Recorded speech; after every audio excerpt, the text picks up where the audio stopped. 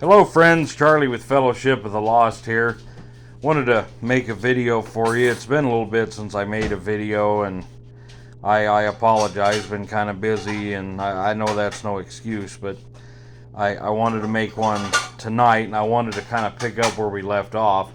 The last time we were together, we talked about prayer. And I have a serious question for you, and it's something I want you to ponder, and I know it's something many people struggle with. It's something I struggled with, and something that kind of drove me away from the Lord. Is the question I want to ask: do you ever feel like God does not answer your prayers, or that He ignores your prayers? There's a little saying I got. It's definitely not in the Bible, but it's definitely kind of a practical application saying, is God is not a mall Sandy. He doesn't just give us what we want if we sit on His lap and get a candy cane and get a picture with the elf. God does answer every prayer. You can be rest assured of that. You can take that to the bank. But the answer isn't always yes. Sometimes the answer is yes, sometimes it's no, sometimes it's not yet, wait. And if the closer you walk with the Lord, the more you watch and you listen and you open your heart and you look for the signs, you'll see that He answers prayers. So I do want to dive into the Bible tonight, like always, and I want to show you some examples of people in the Bible that said prayers that either were delayed or went unanswered. And some of these are, spoiler alert, folks, going to surprise you. So let's turn in our Bibles to Daniel chapter 10, verse 12. A little backstory on this.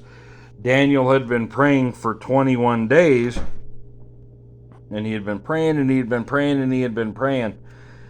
And after 21 days, an angel appeared before him. And now, let's see what this angel had to say here.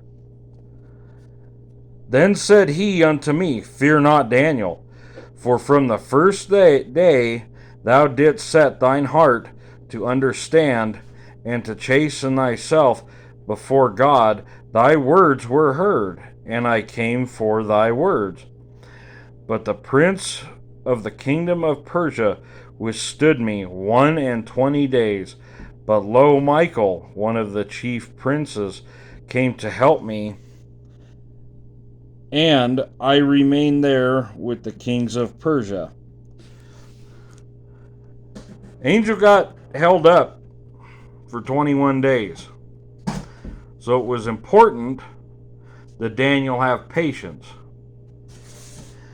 Now, let's turn in our Bibles to Matthew 26:39.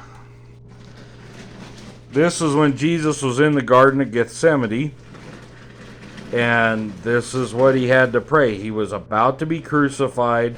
He knew he was about to be crucified. He was about to be sacrificed for the sins of the world, for the sins of you and I.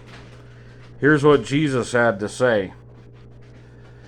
And he went a little further and fell on his face and prayed, saying, O my Father, if it be possible, let this cup pass from me. Nevertheless, not as I will, but as thou wilt. We all know that Jesus got crucified. This cup did not pass from him. It was something he had to do.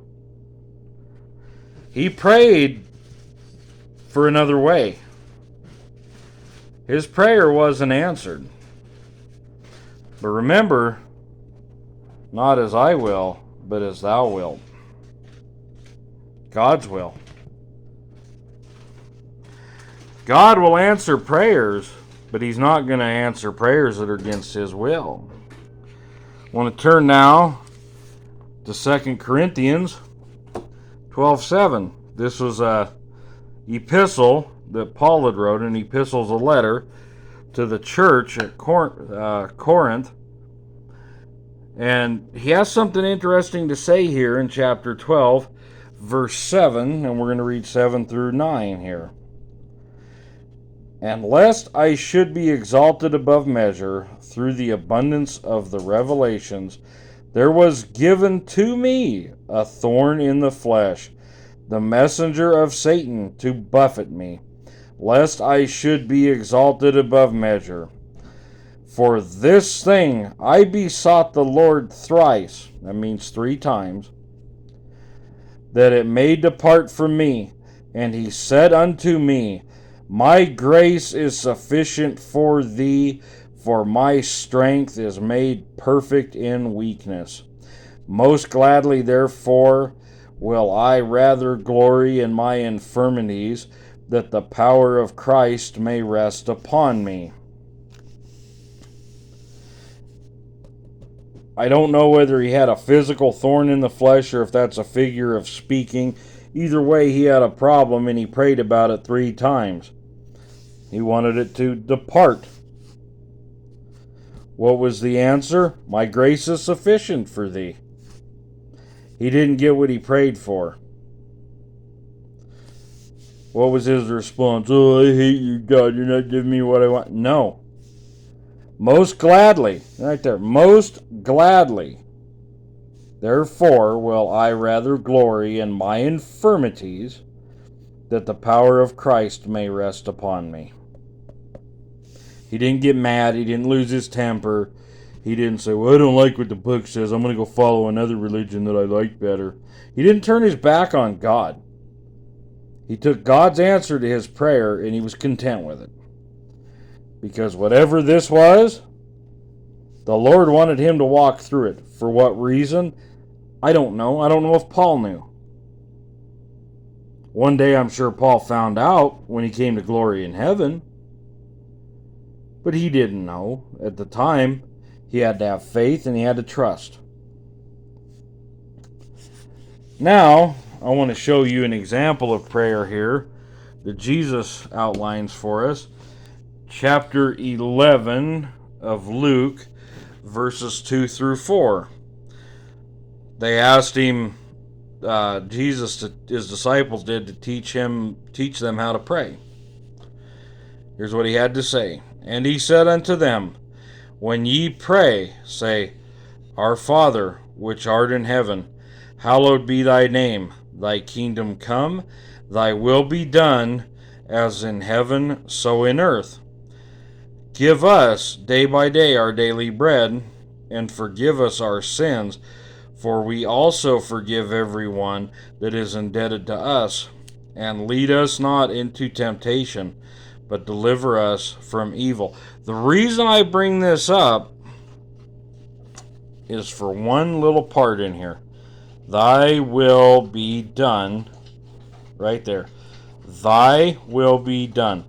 Thy. Who's thy? That's God. God's will be done. I want to kind of give you just a little personal story to go along with this. And this is why it's important that you keep an open mind and you look for the signs and everything else.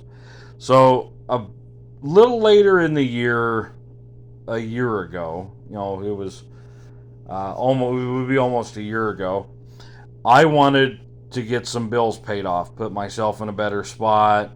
Things were kind of really tight. We were just kind of chugging by.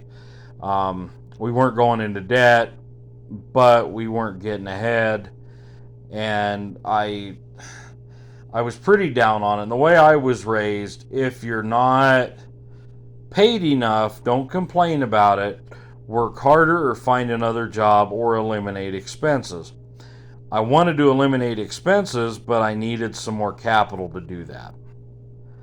And I was kind of just having a rough time at work, and I was going to go back into the oil field, and I talked with some companies here in Wyoming, and there was 2 of them I kind of had my sights set on, and I prayed, and I prayed, and I prayed, and I prayed, Lord, please show me the way, please show me some signs. I don't know which way to go. Please help show me how to walk in this one. And I find when I ask for strength and I ask for guidance, I get it a lot more than, I want the Powerball number. No, you can pray for a new Lamborghini all you want, and God may give you the opportunity to work and pay for a Lamborghini, but He's probably not going to drop one off in your driveway. So there was just all of a sudden this one company, everything was falling apart with, and there were some real red flags. And this company, I don't even know if they're still in business today, because I seen on Facebook they had a massive auction sell out of their equipment and their shop and everything. So it's probably a good thing I didn't run to there anyways.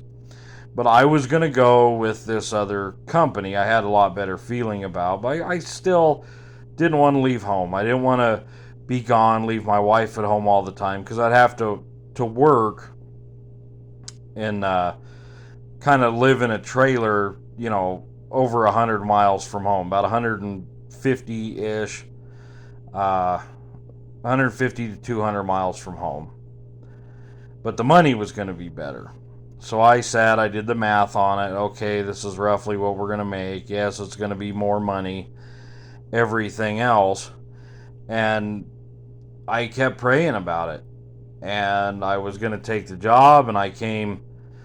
My boss was working late that night, and I called him and said, "Hey, bud, we need to talk," because, he had been good to me. I wanted to be good with him, and I went down there and talked with him, and I just laid it all on the line. I'm like, look, I want to start getting ahead, and I'm not quitting for, to be a jerk or anything, but I want to go make some better money, and I need to get some stuff paid. And he stopped me, and he said, wait, he said, you're not leaving tonight or nothing. I said, no, this is my 2 weeks. I want to do this right. I said, if you tell me to twist off, it is what it is, but I'm giving you 2 weeks. And he said, why don't you come back in the morning? He said, me and my wife are going to sit down tonight and we'll talk about this. And we'll see what we can do, because you are an important part of this company. And it was the only time in my life I've ever, when I went to change jobs or expressed a concern with a boss, that I wasn't told just to, get the F out and, hit the road and get out of here and, cussed out and belittled and everything else. So I was already kind of taken back. And the next day he called me in his office and he said, would you stay here? And he said, we'll make it retroactive, so your last paycheck, because it was payday, so they were going to retroactive it. And he said, we retroactive your last paycheck. We're going to pay you this raise on your last paycheck. If it's enough to make you stay, I hope it is.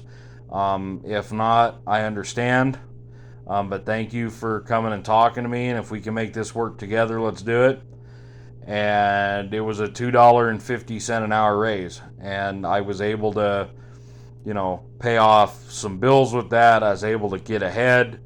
And, I sat down and did the math, and all of a sudden, all these extra miles, it was maybe going to get me $10,000 more a year if I was lucky, and if I didn't have vehicle problems and stuff going back and forth. So it was honestly more beneficial for me to be at home every night with my wife.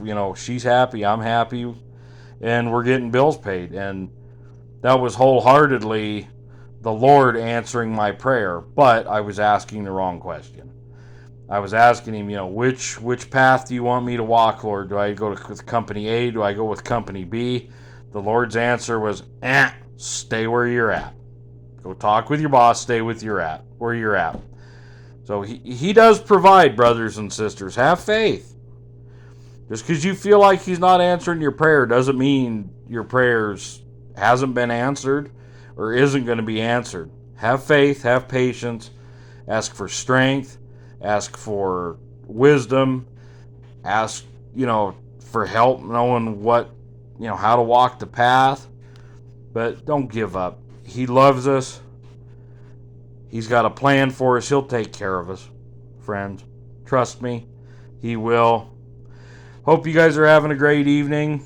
Hope you guys are liking these. If you are, go ahead and hit the subscribe button, hit the like button. If any of my videos you're thinking somebody you know could benefit from these, please share them with your friends, share them with your family. By all means, if we can help somebody, that's what this is about.